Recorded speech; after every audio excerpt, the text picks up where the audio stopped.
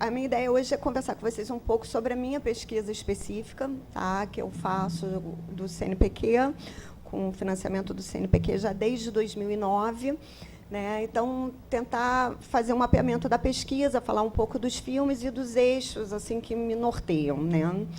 Então, na verdade, a minha pesquisa, como eu disse, começou em 2009, né? E quando eu comecei a pesquisa na área da comunicação, era muito engraçado, porque as pessoas me olhavam meio atravessado, assim, porque era um tema que praticamente ninguém trabalhava na época. Né, na área da comunicação. Eu não venho da área da comunicação de origem, né, eu sou das ciências sociais, então me parecia tão estranho aquilo. Né? E, recentemente, eu fui ler um livro do Daniel Arão Reis, e, na apresentação, ele dizia exatamente isso, né, que há 10 anos atrás, né, a ditadura realmente não estava na pauta como está hoje, né, que virou moda. A Socine do ano passado, retrasado, assim, eram vários trabalhos sobre ditadura. Né? Então, hoje, realmente, né, tem uma justificativa aí, né, com a abertura dos arquivos, a Comissão da Verdade, etc., né, que possibilitou e que fez esse reflexo também aparecer, de alguma maneira, né, na produção dos filmes. Né? Então, o que eu, assim, na verdade, eu parto de um recorte, né? Como o Moretin estava dizendo, a Mônica, ele, outras pessoas aqui envolvidas já fizeram um levantamento minucioso, né? Acho que a gente tenta colaborar sempre com esse levantamento, com a quantidade de filmes que tem, né, sobre a temática hoje, que está ficando cada vez mais difícil de fazer, até pela abundância, né? Se for contar ainda os curtas, o que sai para a televisão. Né? E, na minha pesquisa especificamente, eu não trabalho com os filmes de televisão nem com curtas. Né? São os filmes, o meu recorte são os filmes que estão na lista da Ancine, ou seja, que tem alguma, digamos assim, alguma exibição em sala. Né? Pode ser numa mostra, num festival, etc., mas foi o recorte que eu achei, e eu também comecei a minha pesquisa a partir da lei da anistia. Né? Então, os filmes feitos realmente a partir de 79 para cá, né? Anos 80 para cá.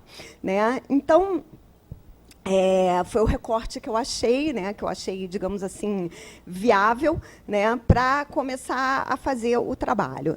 Né? E, a partir desses filmes todos, a questão que perpassa principal, né, são as questões estéticas, principalmente atreladas à ideia do realismo, né, e elas se desdobram em 3 eixos, tá? Que são a imagem biográfica, a redefinição da ideia do que seria um filme político hoje, né, e a questão da utopia. Né? Na verdade, essa questão da utopia é o meu interesse mais recente. Né, da minha pesquisa mais recente, é o que eu tenho menos material ainda. Né? Então, eu vou falar um pouquinho, para começar, do mapeamento dos filmes. Né? Na verdade, eu dividi por contextos históricos de produção. Tá?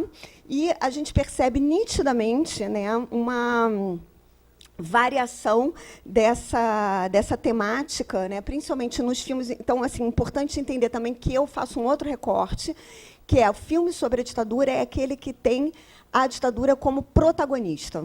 Né? Ela é digamos assim, ela não está simplesmente como um cenário ou dentro do contexto, ela é a questão principal da narrativa, o argumento principal da narrativa. Né? Então, nesse mapeamento desses filmes, aí, claro, vai ter sempre variações, mas uma coisa que eu acho que é comum em todos os levantamentos é que tem muito filme de ficção seguido ali nos anos 80, né, sobre a temática, ali na época da crise do cinema brasileiro, né, que não foi só do cinema brasileiro, mas, enfim, a crise do cinema ali no fim dos anos 80, início dos anos 90, a gente não tem praticamente nenhuma produção sobre o tema.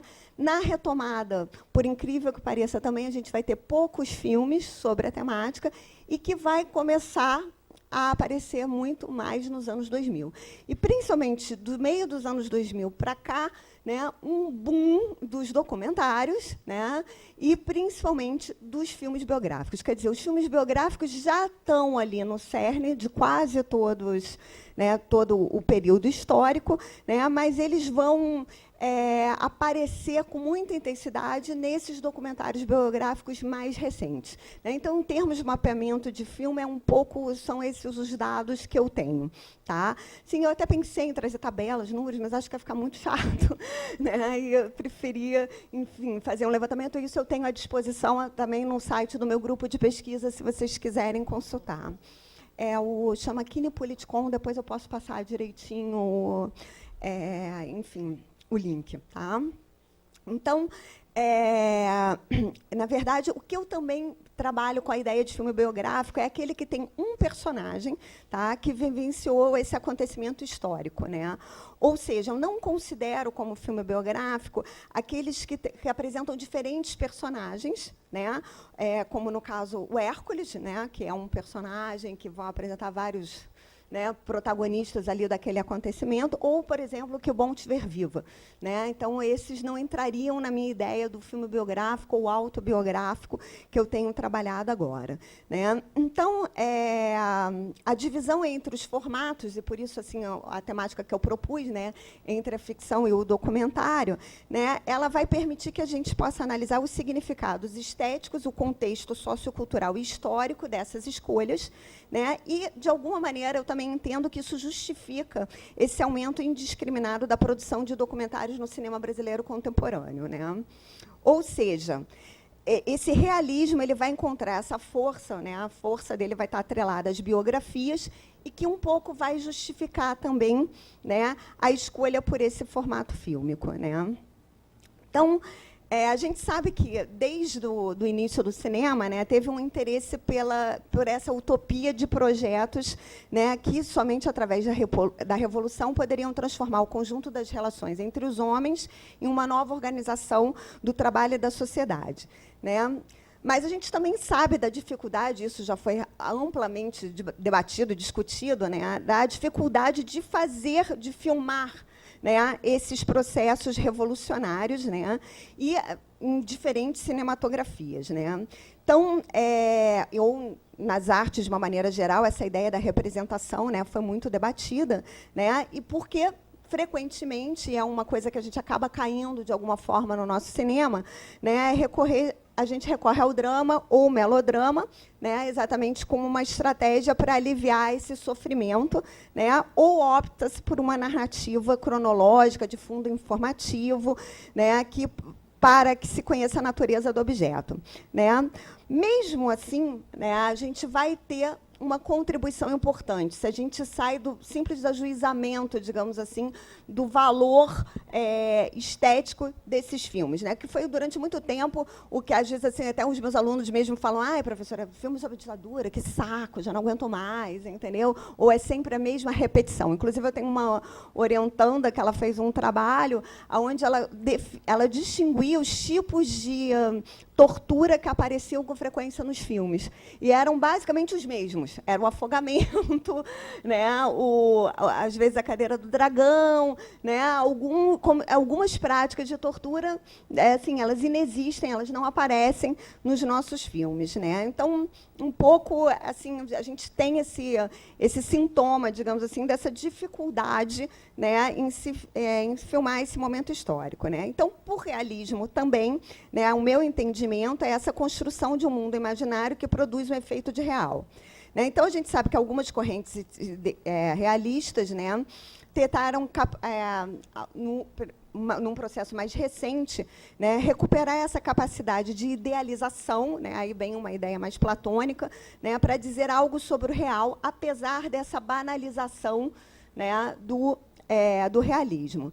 Isso começa ali nos anos 50, com Bazin e o Krakauer, né, que priorizaram, né, essa ideia nos seus livros, né, de que o cinema representa a realidade, mas, ao mesmo tempo, mostra sua ontologia, né, colocando o cinema num contexto de investigação em várias áreas do conhecimento, né, que é o que a gente acaba fazendo aqui no grupo. Né. Então, esses autores eles partem do pressuposto de que o mesmo acontecimento histórico é passível de diferentes representações. Né? Muitas vezes a gente tem uma ideia de que tanto o Krakauer quanto o Bazin não são contra, né? Que no Brasil, não sei de onde sai muito isso, uma oposição entre o realismo e o formalismo. Né? E isso, se a gente for ler profundamente tanto os textos do Bazin quanto do Krakauer, isso não é explícito dessa forma assim. Né? Na verdade, seria uma conjunção das duas coisas com a valorização dessa ideia do real. Né? Então, e eles dizem que, dessa maneira, essa representação ela pode abandonar ou salvar as qualidades que faz com que o acontecimento seja reconhecido na tela e introduz com objetivos espetaculares, didáticos e ou estéticos as abstrações mais ou menos corrosivas que subsistem desse original. Né? Então, Krakauer ele ainda avança mais em relação ao Bazin, né, que, ao enfocar que o cinema realista é um sintoma da realidade. Né? Ou seja, para o Krakauer, o cinema serve como um documento de uma forma de atualizar a história. Né? Então, esse didatismo, essa espetacularização, né, que fazem parte desse realismo midiático, que muitas vezes a gente vê nos filmes, né, ele passa a ser muito questionado a partir dos anos 60, mas eu vou voltar nesse ponto quando eu entrar na questão do filme político. Né? Então, um autor que também me ajudou bastante na pesquisa com a questão do realismo foi o Badiou, no livro dele, que se chama Le Siècle, né, onde ele vai trazer que essa função da similitude no real deve-se ao fato que não existe real suficiente que não levante suspeita. Ou seja, sempre essa ideia de desconfiança do real. Então, ele vai dizer que o fascínio pelo real é também o fascínio pela desconfiança. Né? Então, para o autor, as categorias subjetivas da política revolucionária, como, por exemplo, a virtude e a lealdade, são marcadas pela desconfiança dessas categorias em relação ao real, se elas são, de fato, verossímeis e participam da aparência. O real pode ser, então, entendido pelo fascínio pelo autêntico ou por aquilo que não pode ser destruído. É bem essa ideia que eu tento trazer para os filmes. Né? Então, se a gente pensa aqui especificamente nos filmes da ditadura, como, por exemplo, Batismo de Sangue, ou nos documentários sobre os diferentes documentários, né, sobre o Marighella, que agora está, né, em alta, está na moda, está na pauta, né, até o Wagner Moura vai fazer Marighella agora, né, a gente vê que essa desconfiança, né, é o que faz o fascínio desse real, de alguma forma, para alcançar esse espectador. Né? Então, o realismo, como uma estratégia estética valorativa, ele vai se distanciar dessa ideia da representação da realidade e vai se aproximar da sugestão, do tensionamento de regras técnicas e da criação desse pensamento sobre o real.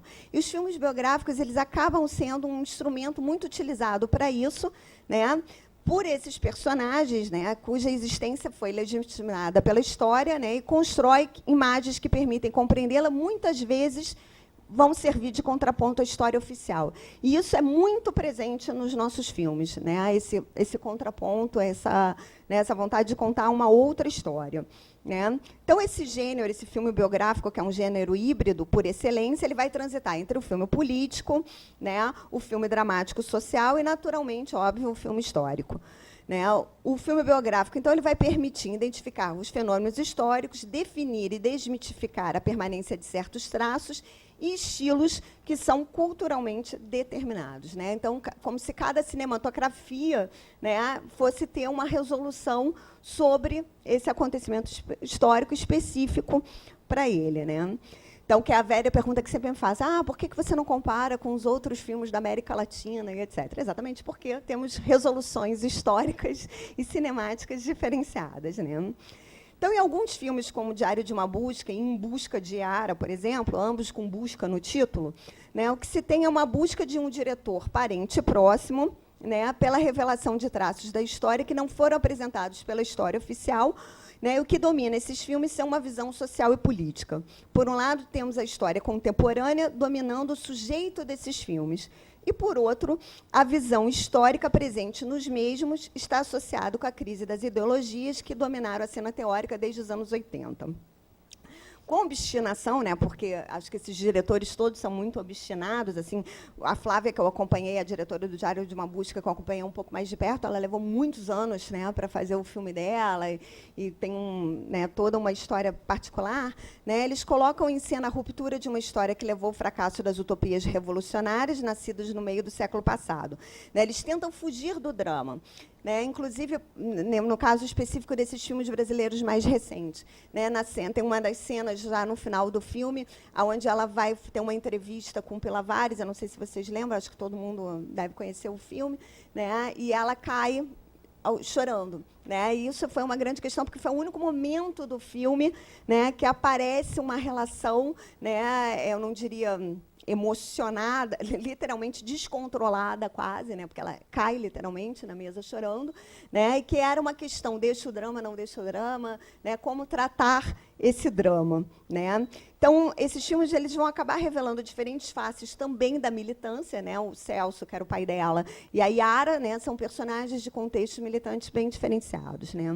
O cinema, então, ele vai exorcizar esse trauma, né? Ele vai ser uma aceitação que permite, né, uma recusa desse presente, entre aspas, sem memória, da ordem, entre aspas, estabelecida, que cobre uma profunda desordem desse mundo.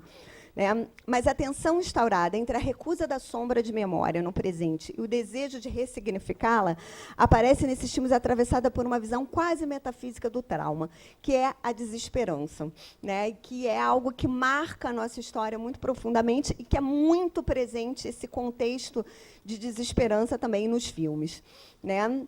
Então, nesse sentido, por trás do desencantamento proposto nesses e na maioria dos filmes sobre a ditadura, né, aqui também faço referência às ficções, o que se tem é o sonho irrepreensível de um outro mundo, né, além de uma incontornável realidade de um fracasso, que aparece na concepção profundamente trágica da realidade.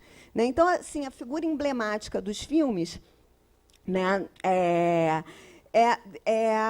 na verdade, a ruptura de uma consciência devastada, né? Disso que também eu acho que fica muito explícito dessa militância. Esse ano eu fui julgar os filmes de Gramado e apareceram vários filmes sobre as manifestações, né, de junho e etc. Né? Então, você via presente, né, como se tivesse um link entre os filmes da ditadura e esses filmes da militância, agora, dessa consciência assim, totalmente minada. Né, do que é isso? Né? O que é esse enfrentamento que eu me oponho lá de um jovem, né, me lembrei especificamente de um curta que eu vi, né, diante de um policial, assim, né, o que isso, né, o que esse encontro significa, né, dentro do nosso cinema nesse contexto atual, né? Então, marcada então por esse projeto utópico, né, que fez com que o filme político fosse ressignificado na atualidade, né? Então, a gente vai chegar lá, né, na questão do filme político. Né? Então, esses modos distintos de representação, que já estavam lá na teoria do Krakauer e do Bazin, né, eles ficam entre uma ficção convencional, os documentários biográficos, né, mais recentemente, né, e aí eu enxergo um marco importante nessa produção, né, dentro do corpus que eu trabalho, para trazer a questão da subjetividade política, que são os filmes O Cidadão Boylense e O Diário de uma Busca. Né, o Boylense, inclusive, ele traz um outro olhar que não é o da vítima, né, que é trabalhar com um torturador. Né? Então, dessa forma, pensar o trauma, né, o mal histórico, independente da sua valorização estética, não está dissociado de pensar sobre a dimensão temporal das imagens em movimento em sua dimensão comum com a história. Ou seja, né, a gente precisou desse tempo para chegar em filmes como Boylense, por exemplo, né, e que ainda não tem muito esse outro ponto de vista, né, dessa reparação, né, por uma denúncia maior que saia desse âmbito familiar. Né. Até onde eu sei, o diretor do Boylense não tinha um envolvimento ali familiar direto, né, com o filme. Né. Outros filmes, por exemplo, como Zuzu Angel, que a Mônica, já vi ela falando super bem do filme, textos, etc., né, que ele pode ter uma forma literal, né, ou cenas de tortura mais convencionais, né, mostrar um militante mais estereotipado, mas tem uma cena emblemática em Zuzu, por exemplo, que é quando ela encontra o Lamarca. Né, e ali ela tenta indagar esse significado das palavras, da história, né, mas não tem palavras que dá conta daquele encontro. Né, são sujeitos totalmente distintos, mas que estão ali por um objetivo que se aproximam. Né. Então, eu acho que, nesse sentido, o filme acaba resgatando esse relato da história, né, que ainda é preciso, principalmente no momento que o filme saiu, que esses personagens se fizessem conhecidos. Né? Ou seja, para, de alguma maneira, essa memória que foi interditada pela história oficial ela também possa ser apresentada, né? Então, a gente tem muitos filmes ainda que trazem essa função, né? O próprio filme recente do Camilo, né, sobre o dia que durou 21 anos e tal, né, ainda cumpre muito essa função, né? Então, as escolhas estéticas do filme são conduzidas por uma reflexão pela relação estabelecida entre a temporalidade fílmica e o tempo histórico. Isso justifica também a escolha entre ficção e documentário, o uso ou não de subjetividade. De maneira geral, nas ficções ou nos documentários, por exemplo, a origem da violência é coletiva, mesmo que a percepção dessa violência passe por um determinado indivíduo, que pode ser o torturador. De uma maneira geral, é sempre o torturador, né? Ela se individualiza na figura do torturador, né? Mais até do que na figura do militar, né? Tanto que, nesses filmes recentes sobre as manifestações, o militar aparece quase como um torturador, né? Assim, no cara que é propenso, de alguma forma, também a fazer algum tipo de tortura, né? Então, as imagens da opressão se sobressaem a partir de duas figuras dominantes, o encarceramento e o exílio, né? Então, nesses filmes, tem a presença constante de espaços fechados, sendo a prisão a matriz inicial do processo. O modelo de encarceramento organiza todo o espaço social, seja nos aparelhos ou nos porões de tortura. A liberdade é banida e o ponto de vista frequentemente apresentado, como eu já falei, o da vítima. O exílio é mostrado pelas dificuldades da perda em todas as instâncias, ideais, projetos, de referências culturais e da culpa pela sobrevivência. Quase sempre também nos filmes biográficos a gente vai ter temos o uso de diferentes níveis de narração, o individual e o político, né, que se sobrepõem nas narrativas. Percebemos, então, uma característica a ser destacada. A imagem atual, a que a câmera é autorizada a registrar, se define como a apresentação de uma história que há muito tempo está fora do campo, né? O sentimento de preenchimento do campo se torna um instrumento contra o domínio de um presente amnésico. O simulacro se torna um elemento construtivo desse real, criando uma tensão permanente entre a imagem e o imaginário, entre o percebido e o memorável, propondo, assim, uma ressignificação do filme político. Então, o que é essa ideia do filme político, né? Ele se tornou um gênero por excelência da temática, né, relacionada às utopias revolucionárias. Mas essa ideia do que é filme político, ela também foi se transformando ao longo do tempo, acompanhando, né, as transformações da história, né, principalmente a partir desse boom também dos filmes biográficos, né? Então, a reflexão em torno dessa ideia do filme político, no meu entender, ela parte do Benjamin, né, quando ele diz que, para quem na era da reprodução, surge uma nova função do cinema, que é a política, ou seja, o filme vale pela exposição e não pelo culto, né?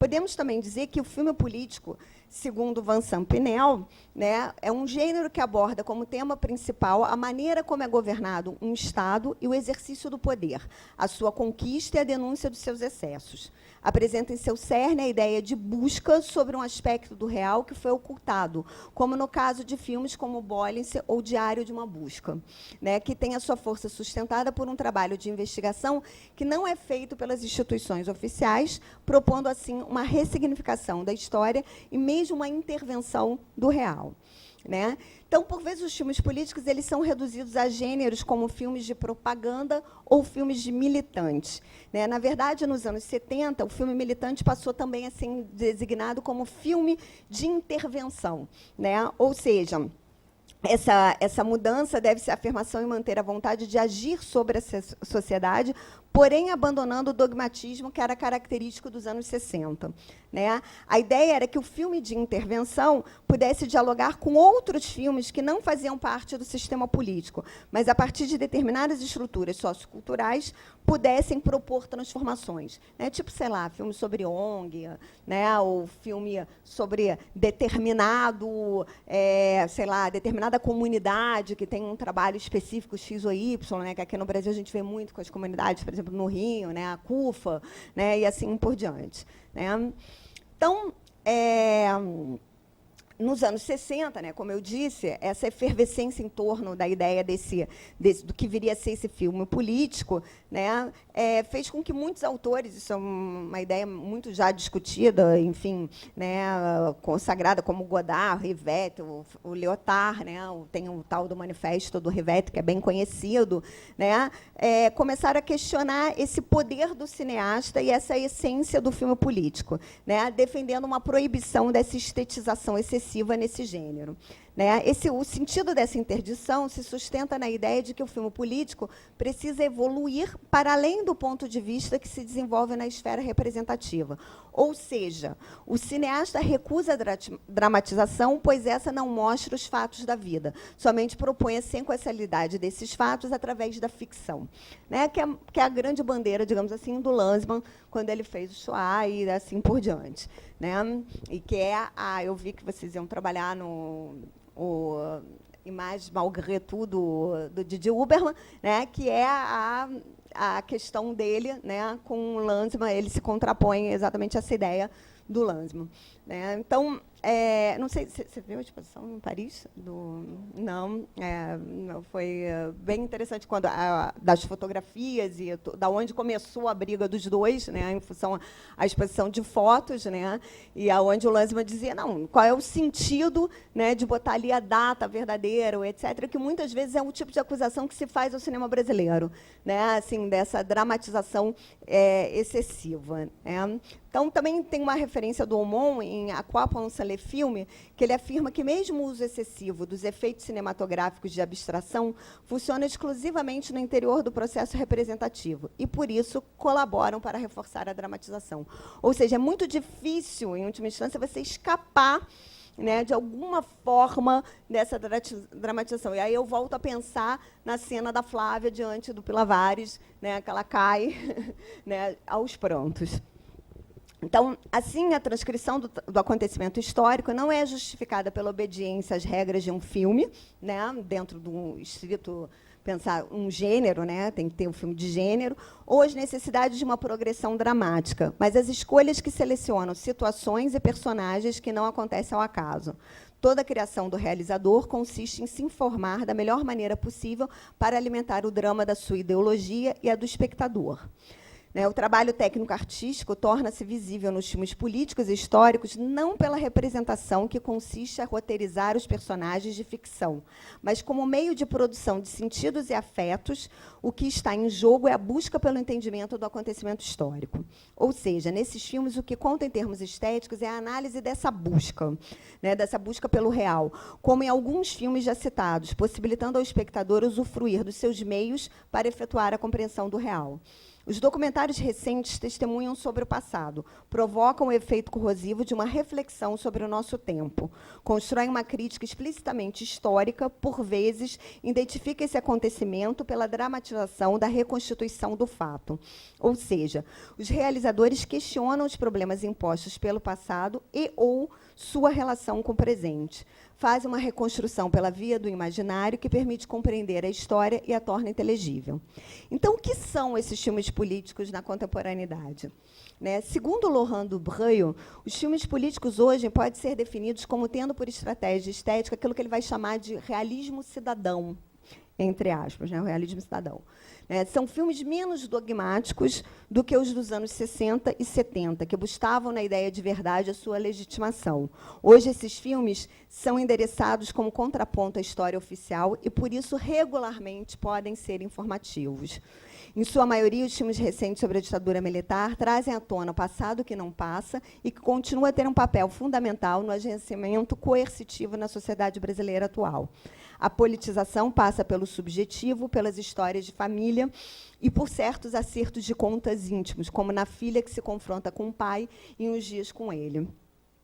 Nesses filmes, então, podemos destacar duas características importantes. O benefício da aliança entre o medo do encontro do familiar com a sua história, que também faz parte desse acontecimento histórico importante, e, ao mesmo tempo, o fascínio despertado pelo outro, familiar, militante. O encontro dos signos da reconstituição histórica, mas com pouca importância significativa, dando lugar à fragilidade afetiva dos diretores testemunhos. A significação da memória não permite mais a continuação da luta, mas apresentar-se ao presente a partir de uma versão do passado, baseada em uma demanda tácita de reparação, como efetivamente no caso de filmes, né, como a gente já falou aqui, o Boylense, ou o próprio Vlado, né, enfim, ou o Diário, né, não que ela pense nitidamente nessa ideia da reparação, né, mas de trazer à tona, né, a história enfim, da morte do pai e assim por diante, né? Ou, né, no caso da Maria Clara, de ter nos dias com ele, né, um acerto de contas com seu pai, né, passando por uma questão histórica importante. Então, o drama faz parte desses documentários políticos. Os filmes recorrem a um personagem que é a vítima, o militante, que, além do seu papel na organização política, são apresentadas as suas relações amorosas e familiares como forma de questionar a sua posição diante dessas escolhas e de seus destinos, e impondo o jogo das circunstâncias. A revolta tensiona os excessos da ordem instaurada na época, os abusos e as injustiças. Esses filmes não se restringem a transcrever biografias e possuem a qualidade analítica de obras mais pensadas, que expressam o espírito de revolta marcado pela ambiguidade e pela falsa ideia de paz que por décadas perseguiu a nossa história até os dias atuais. Mesmo que, por vezes, não podemos negar a homenagem ou a idealização, né? Eu penso muito aqui no filme do Marighella, feito pelo Silvio Tender, por exemplo. Né, o que vemos, então, é o fato consumado, ou seja, a vitória de um golpe de Estado reacionário e a derrota da esquerda. Temos, assim, um processo em que se mistura indignação e impotência. A dialética é inseparável do realismo, que se libera da representação contínua da realidade para dar a essa mesma realidade todas as visibilidades possíveis através da multiplicação de posições expressivas, revelando ressentimento e agressividade dos fatos. O filme político mudou, principalmente em relação aos aspectos formais. Ele passou a ser mais convencional. Ao discurso, ele passou a ser menos dogmático. E ao modo de produção, ele passou a ser mais democrático. Originalmente, tinha por objetivo contribuir para a transformação do homem e da sociedade através da imagem cinematográfica, como nos anos 60, 70. No entanto, o cinema pode transformar o que quer que seja, se ele mesmo não se transforma, não pode, né, perdão, transformar o que quer que seja, se ele mesmo não se transforma. E isso ocorre de forma diferenciada de acordo com seus objetivos, que podem ser externos, oriundos da própria sociedade, e internos, o cinema que se encarrega de fazer as transformações. Né? E aí a gente vai ter diferentes escolhas na cinematografia de acordo exatamente com as suas histórias. Né? Eu pensei agora, me veio à cabeça o Panahi, né, que ele faz essa transformação de uma forma interna pelo cinema, da maneira que ele pode fazer, preso na casa dele, etc., está aí ganhando Berlim. Né? É inútil pretender, então, a mutação da sociedade sem reformular o cinema. Essa mudança do homem e da sociedade passa também pela transformação do espectador ao filme, que diz respeito ao político. O cinema contemporâneo não se sustenta na revolução, é, em sua maioria, informativo, pragmático, linear, convencional, mas filmes lúdicos e fragmentados, né, começaram a se impor.